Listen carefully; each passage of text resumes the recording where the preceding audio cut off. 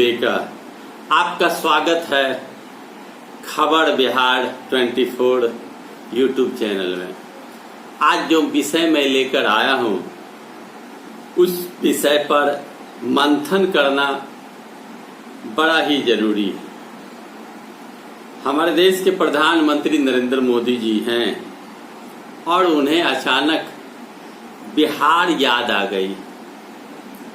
बिहार को उन्होंने लगातार याद करना शुरू किया और बिहार वासियों के लिए कुछ लुभावने वादे भी करने प्रारंभ कर दिए। आखिर क्यों? हमारे बिहार वासियों के लिए इन वक्त पर जब चुनाव की घोषणा होने वाली है, 29 नवंबर के पहले चुनाव हो जाना है, तो चुनाव होने से पहले बिहार वासियों को बड़ी बड़ी योजनाओं की सपना दिखाई जा रही है। पिछले 5 वर्ष तक बिहार वासियों के लिए कोई भी नई योजना भारत सरकार के द्वारा नहीं लागू की गई। अभी कई परियोजनाओं के बारे में कहा जाता है, एम्स बनाने की बात करी जाती है और मछुआ जाति के मत्स्य पालन की बात करी जाती है। आखिर क्यों?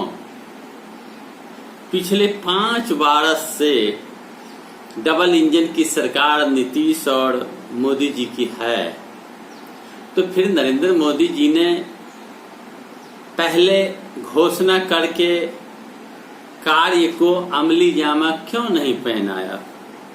अचानक उन्हें बिहार की याद आ गई और करोड़ों करोड़ की घोषणा उन्होंने करना प्रारंभ कर दिया। क्या फिर एक बार बिहार वासियों को छालने की तैयारी हो रही है? मनिहारी से साहेबगंज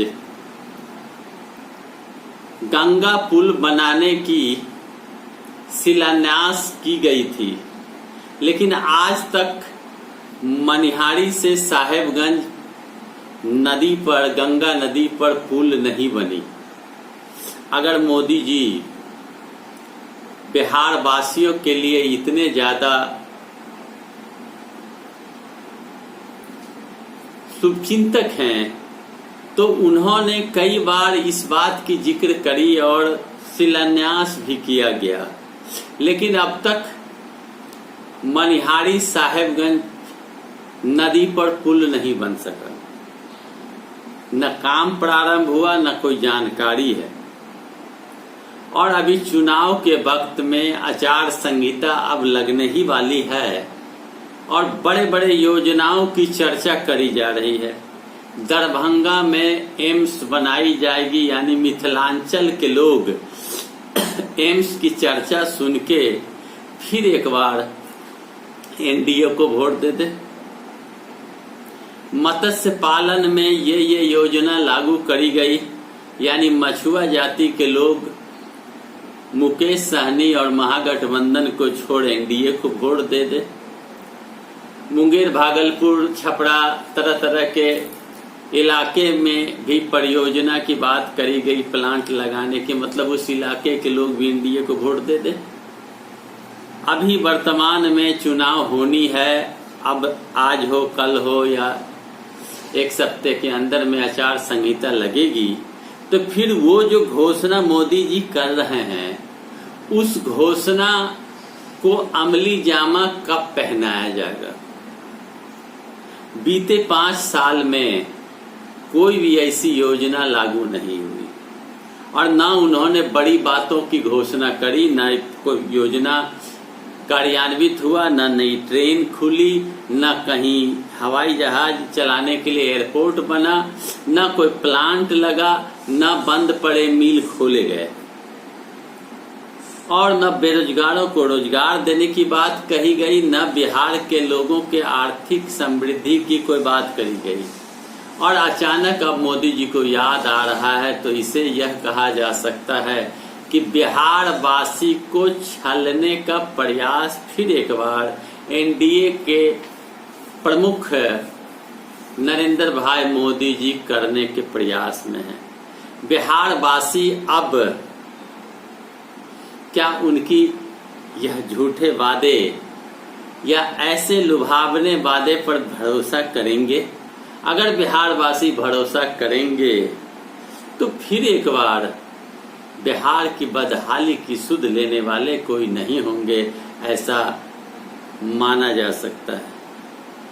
पहले क्यों नहीं घोषणा करी जाती? चुनाव आते ही लंबी लंबी घोषणाओं की लड़ी नीतीश कुमार के द्वारा भी लगा दी गई है, मोदी के द्वारा भी लगा दी गई है। आखिर क्यों?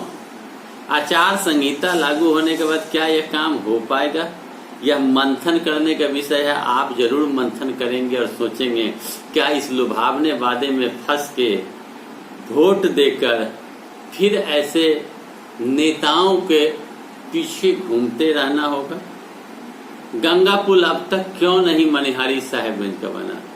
बड़ी बात है, कहना गलत नहीं होगा। पूरे बिहार में मेडिकल स्ट्रक्चर खराब है।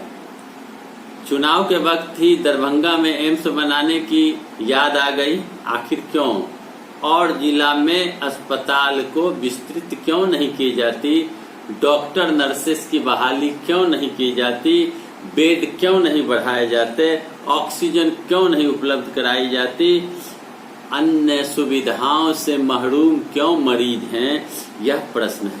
शिक्षा का स्तर जो गिरता जा रहा है उसमें सुधार क्यों नहीं हो रहा? बहाली क्यों नहीं हो रही है? लोगों को रोजगार क्यों नहीं मिल रहा? यह भी बहुत बड़ा प्रश्न है जो आपको सोचना है। तो दोस्तों, आपने मेरा वीडियो देखा, कैसा लगा मेरा वीडियो? अच्छा लगा? कमेंट बॉक्स में जाकर लिखें। वीडियो को लाइक करें, शेयर करें, सब्सक्राइब करें मेरे चैनल को। अवश्य। धन्यवाद।